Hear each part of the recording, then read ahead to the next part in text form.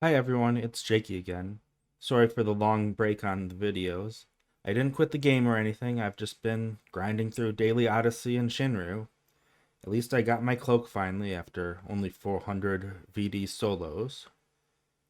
And now master levels, and somehow I have 10 master jobs to work on thanks to Odyssey, so been a lot of grind. Anyways, I'm no longer doing Odyssey daily, and instead doing the much more sane strategy of weekend runs. So hopefully I can start putting together more videos again on a range of Final Fantasy XI topics that I've been meaning to get to. Today we talk about master levels. First, what are master levels? And then the sub-job benefits, and then the main job benefits. And then finally, I'm going to talk about getting master levels, but don't get your hopes up. I'm not going to give you my secret strategies on how to best cleave them and where to go. Instead, I'll be talking about what I don't like about how to get master levels right now and how I would like to see it changed. To get master levels, first you need a master job, and then speak to the Nomad Moogle next to Matt if it's your first time in order to unlock master levels. Then you will start receiving exemplar points on master jobs, which, if you're counting, is now the third type of sort of experience point you can get. And you will receive it primarily from Apex mobs as well as Odyssey segment farming. The current cap is master level 40, but supposedly we will get 50 in November. Probably just like how we got Empyrean plus 2 this month. Each master level gives you plus 1 to all stats, plus 7 HP, plus 2 MP if your job naturally has any MP, and plus 1 to all skills which your job naturally has.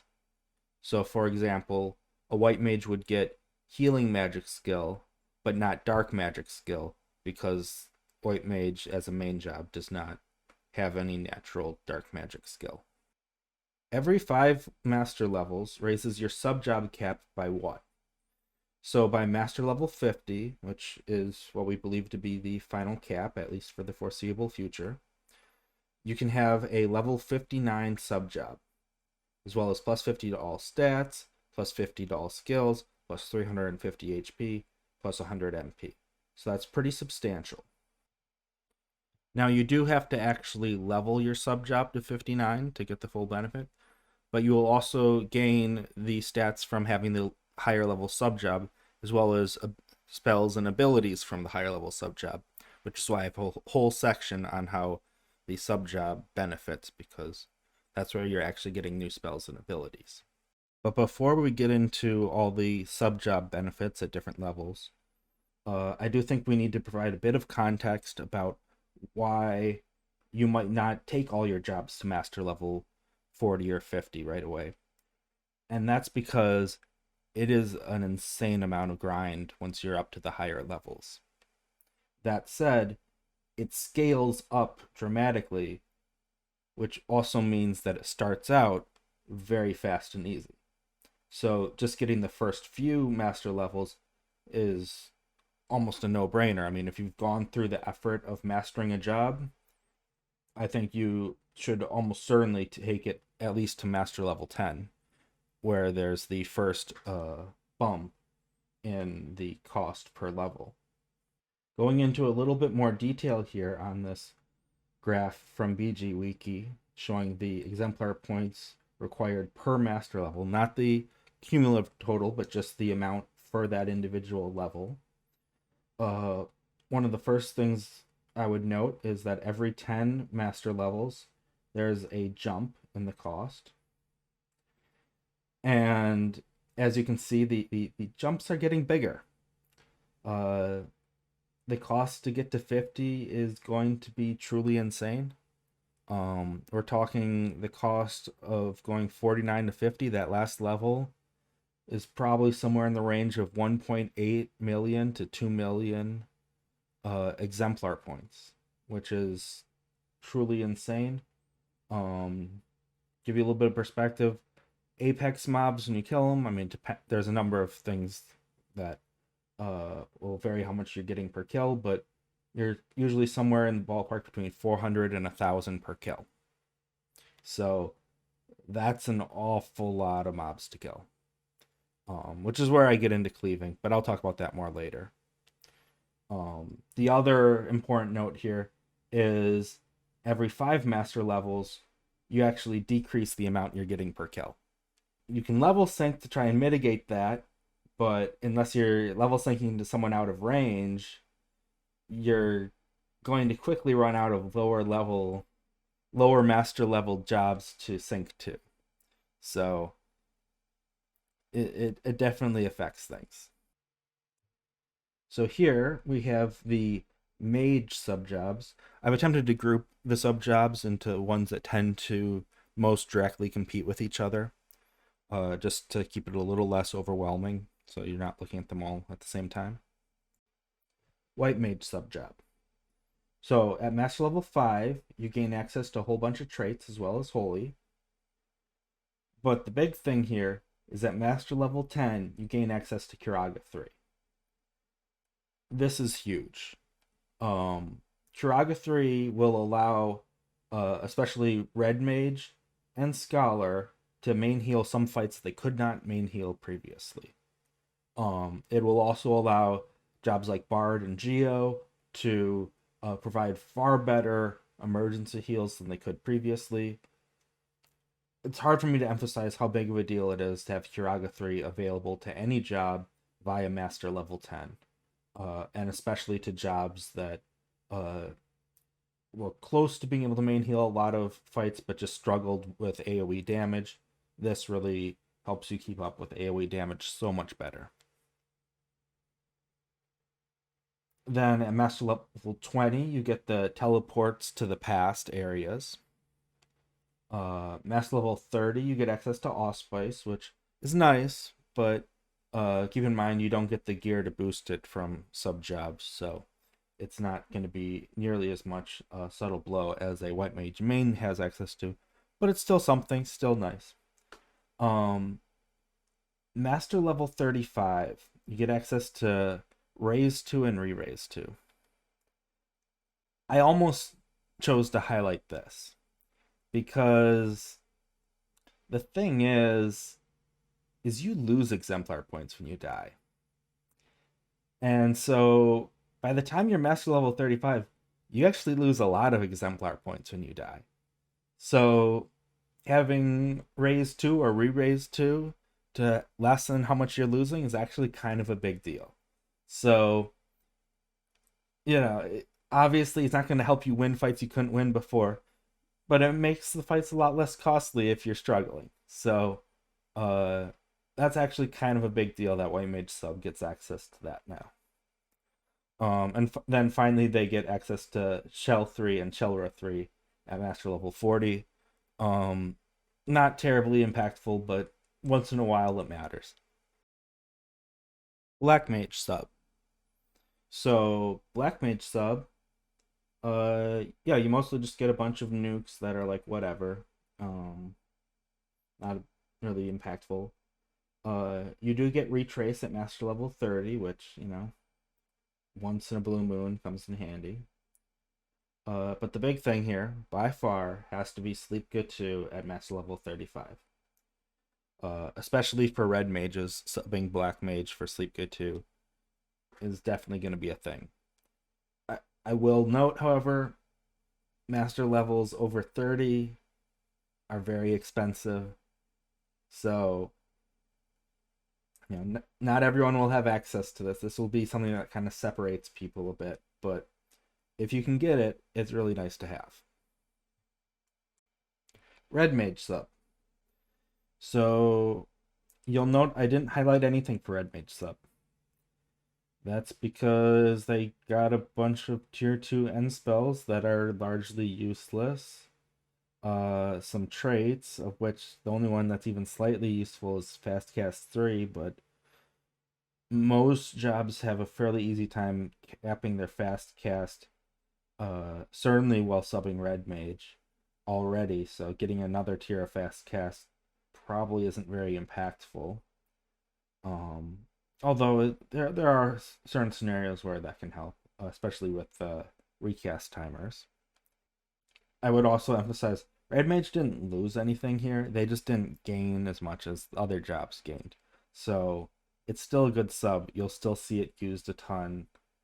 Its kit is just too good not to use for a lot of scenarios. But some of the other subs are now a little bit more in competition with it than they were previously. Speaking of jobs that compete with Red Mage sub, Scholar sub. So at Master Level 5, you gain access to an additional stratagem as well as a lower recharge timer for your stratagems. And you also get access to Stona, which was the last major Na spell that Scholar sub was missing.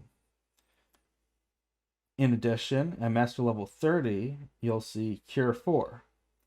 Now, white mages won't care about that, but for black mages and summoners especially, who previously would usually sub red mage, but would sometimes consider subbing Scholar, this makes Scholar sub a little bit more enticing for them.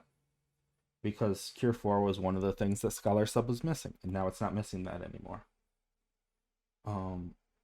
Additionally, at the very end there, Master Level 50, you see there is access to Regen 3.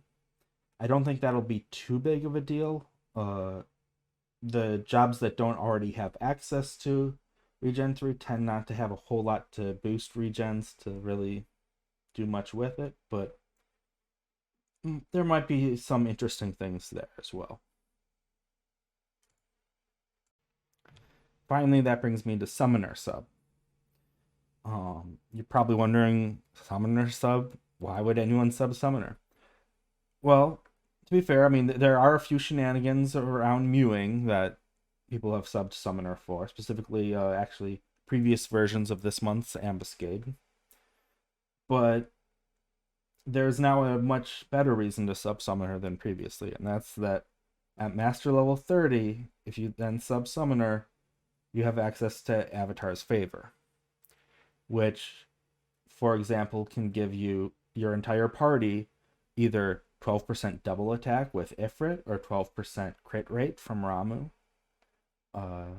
There's a whole host of various buffs available that you can just passively provide. Assuming you're somewhere where you can keep a level 50 something avatar alive, and you've gone through the effort of putting together some perpetuation gear to handle the cost. It doesn't take much. There's actually a pretty good, relatively easy to get set of perpetuation gear for most mage jobs especially. So if you want to try that out, it's actually not very hard. I've been playing around with it a bit. I don't think it's like an optimal sub job necessarily. However, perhaps if you're multi-boxing or something and you don't want to actually do much with the character, you just want it to passively follow. Well, now it can passively follow and provide an additional buff. So, something to consider. Melee subjobs. Now, I've left out the dual wield subjobs. They're going to be under miscellaneous, just because I had to put them somewhere. But anyways, Warrior. Warrior subjob gets the next tier double attack at Master Level 5. Now, I believe that's only 2 more double attacks, so it's not very impactful, but it's something.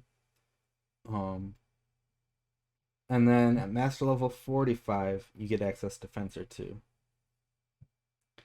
Now, again, reminder, Master Level 45 is not even currently available, and when it is available, it's going to cost a hell of a lot to get.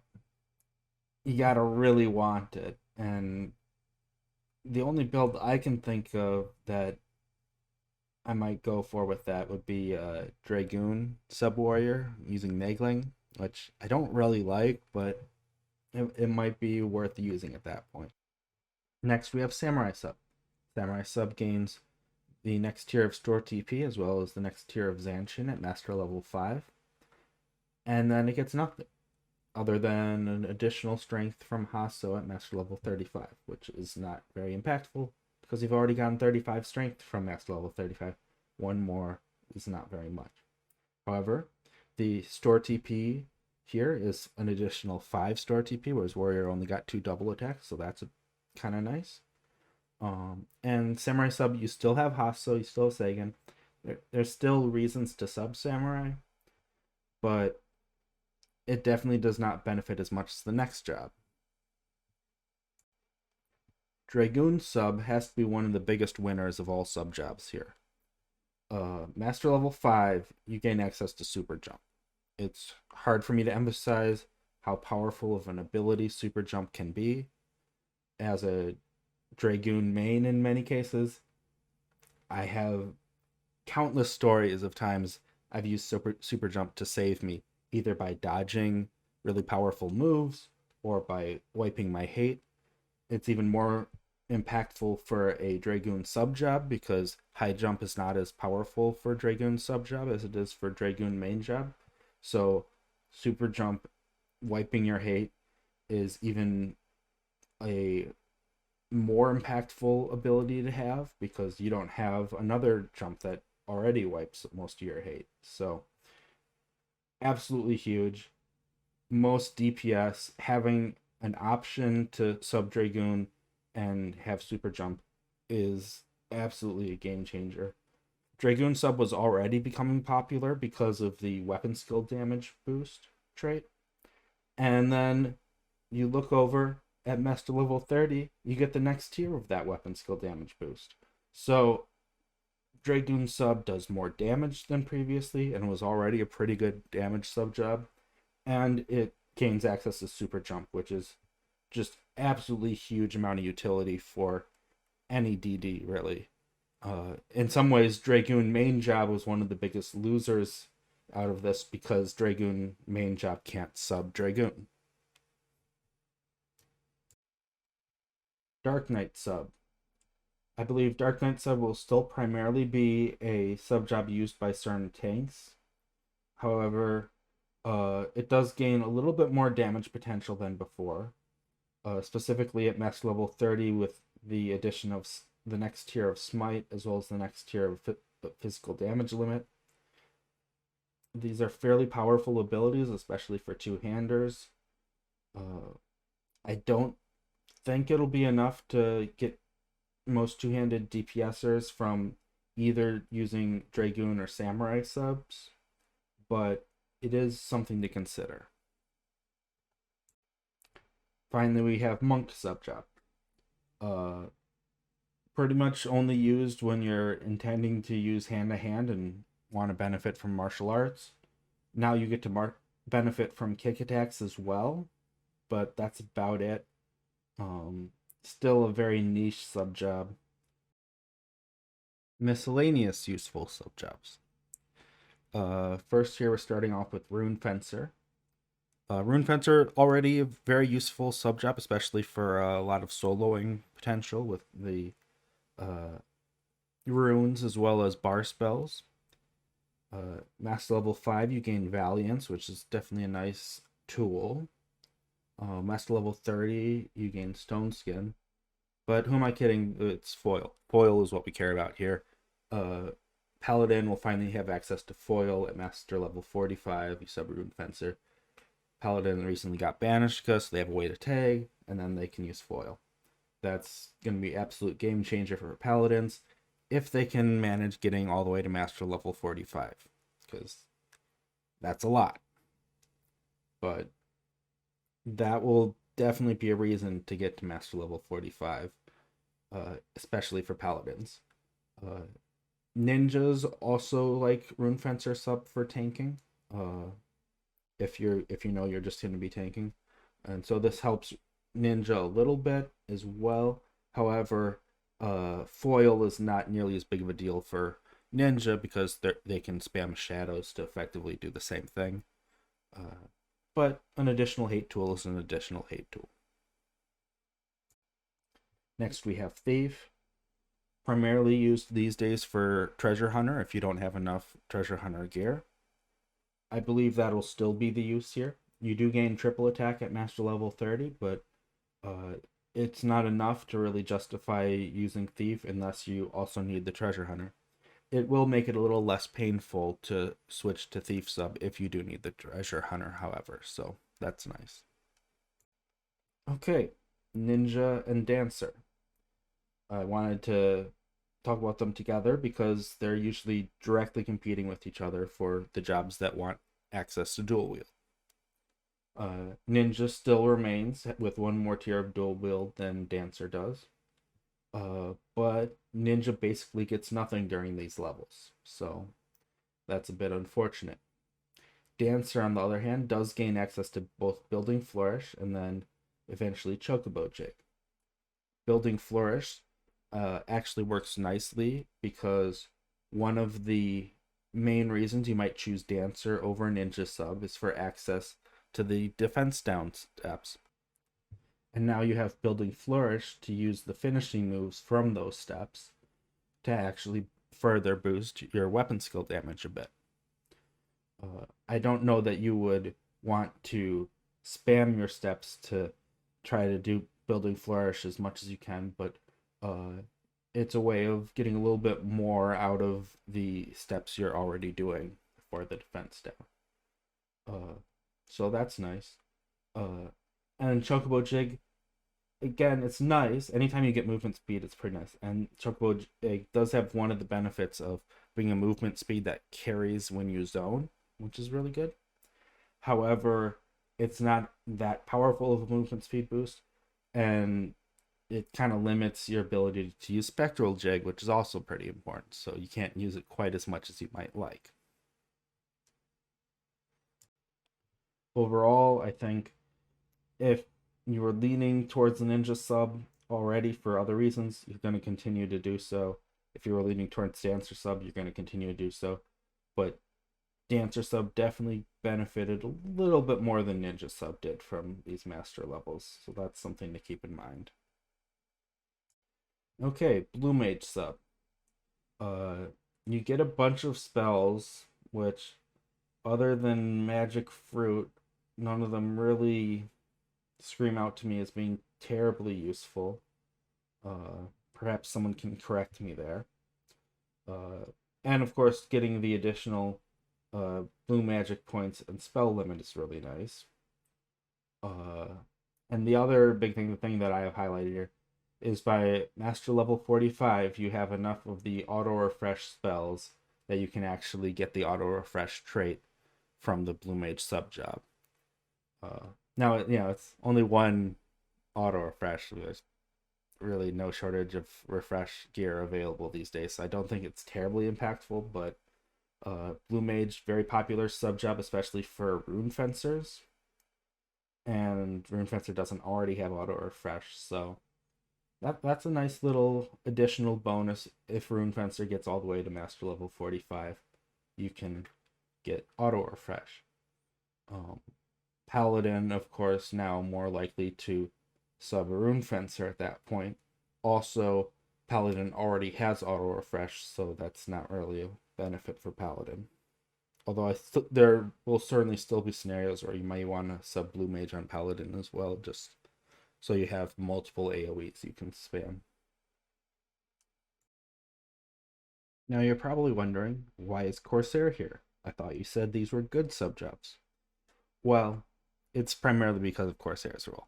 It's the only way to boost the amount of exemplar points you're getting right now. And even though it's nerfed as a sub-job role, it's still better than no Corsair's role. So, certainly a useful sub to have available. Also, I mean, Master Level 5, you do get Random Deal, which every once in a while might actually reset a job ability you want. Of course, it's not nearly as strong without merits or gear to boost it. So, don't be expecting sub Corsair for Random Deal to get you what you want very often, but once in a while it might actually hit. And here I just have the remaining sub-jobs. I don't think any of them are particularly good. Ranger once in a while is useful if you want to do ranged weapon skills. Paladin has a few shenanigans it can do because it has access to Sentinel. And it does gain Raise as well as Cure 4. But the rest of these are not really sub-jobs you're using unless you have a very specific reason to. And they don't really gain anything that would make me second guess that at all. So I'm just going to move on. So probably the main draw of master levels is how you're literally getting higher levels from your sub-jobs, and so you're getting a bunch of new abilities. But there's several main jobs whose either have spells or abilities whose skills are not currently capped or are very difficult to cap, which benefit disproportionately compared to other jobs. And also certain builds where the stats just interact so that it's more impactful to have these master levels as a main job, even without considering the sub-job benefits. First and foremost here has to be Red Mage. Their meleeing is greatly improved. Their increased enhancing magic skill has allowed them to have both improved end spell damage and triple attack from Temper 2. As far as we can tell so far, we have not hit a cap in either of these areas. And if we ever do hit a cap, that's fine too. Then we can just start swapping in more duration gear instead of skill gear as we continue to get master levels. So, huge win for melee red mages especially. But it doesn't stop there, because their Frazzle 3 and Distract 3 sets right now have to sacrifice a lot to cap out potency. And as they gain more enfeebling magic skill, they have to sacrifice less and less, so that by the time you're master level 50, the sets look so much better. You barely sacrificing anything at that point to cap out your potency. So Red Mage, huge winner here, both for melee as well as for probably their two most important enfeebles. Next, I would note Paladin and Rune Fencer. Neither of them were able to easily cap out their skill for casting Phalanx on themselves. And so the additional enhancing magic skill has improved both of their Phalanxes significantly. Of course, if someone else is casting it on them, it doesn't really matter. But in addition to that, they also benefit a ton from the increased max HP. And they both benefit from Divine Magic skill being increased, as that affects a few spells and abilities for each of them. Monk gets additional damage every 8 hand-to-hand skill. So Monk gets a little bit more damage out of master levels than other DDs do. Summoner is able to reach the newly discovered 725 skill Avatar's Favor tier, which allows them to cut another second off of their blood pack timer, as well as giving them access to longer duration buffs. Now, last time I checked, it looked like by master level 50, they would be just a handful of skills short of being able to reach that tier without swapping weapons. However, we do have Empyrean +2 and +3 incoming, and you have to use the head in that set, and the head already has skill on it, so it just needs a little bit more skill, and you'll be able to get there without swapping weapons. So we'll see if we can do that.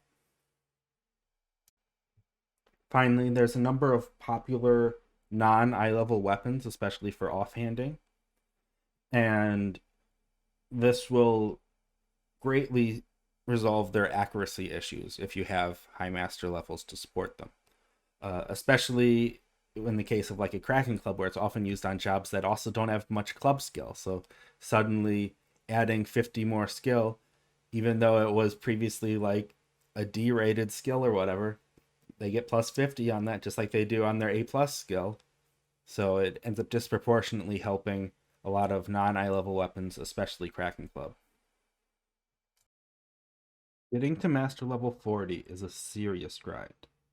I've dual boxed a few jobs to 30 without cleaving, but I'm now finishing cleaving all my jobs to at least 30 and starting to get a few to 40. 50 will be significantly worse. I'm basically alternating cleaving and AFKing while someone else cleaves. It feels almost industrial. This is not how I want to be spending so many hours to get master levels. I don't like cleaving, but it is so much more efficient and less effort than killing mobs one at a time. I can't imagine trying to get to 40 without cleaving at the current rates. And if Square Enix gives us a exemplar point bonus, like they gave us CP or XP bonuses in the past, it won't change the fact that cleaving will still be by far the most efficient way to get exemplar points. It'll just be getting them faster. And a huge part of the problem here is that Apex mobs are just too weak. I can't really efficiently skill chain and magic burst them because they're dead by the time I've done my second weapon skill in many cases.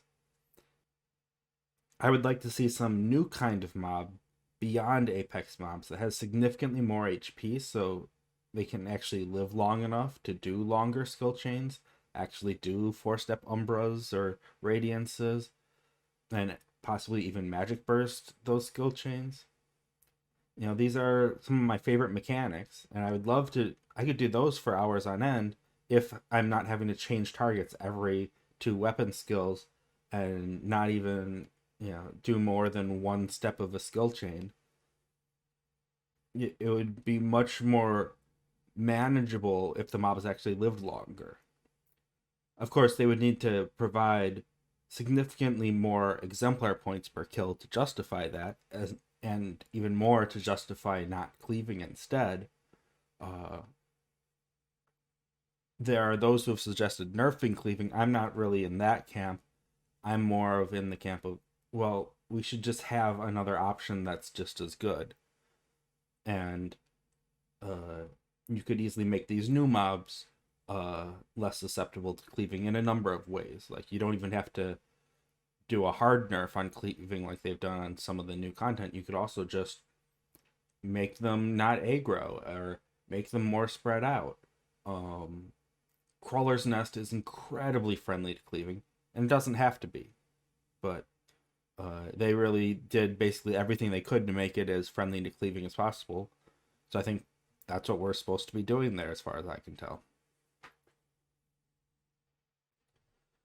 Finally, I don't think making higher level Apex mobs like the Gears has really worked, because it just ends up requiring a lot more buffs to efficiently kill them. And if there's one set of jobs that's hardest to get for exemplar point parties, it's the buffer jobs, because there's so few of them, and they're usually already all capped because everyone needs them. So I don't think trying to push us towards fights that require even more buffs is a good solution at all. I think we need mobs with more HP but similar defense and such, so that we have more room to do long skill chains and stuff, but we're not seeing our damage nerfed due to not even having enough buffs to really be effective against them. I will be hopefully coming out with some more videos on some other topics soon. I guess we have a new event and Empyrean +2 coming out in August now, even though it was originally said they would come out in July. But, maybe I'll make a video about that. Otherwise, there's a few mechanics that I intend to be looking into soon here, so we'll see. Anyways, thanks for watching my video. Hope you learned something, and I'll see you next time.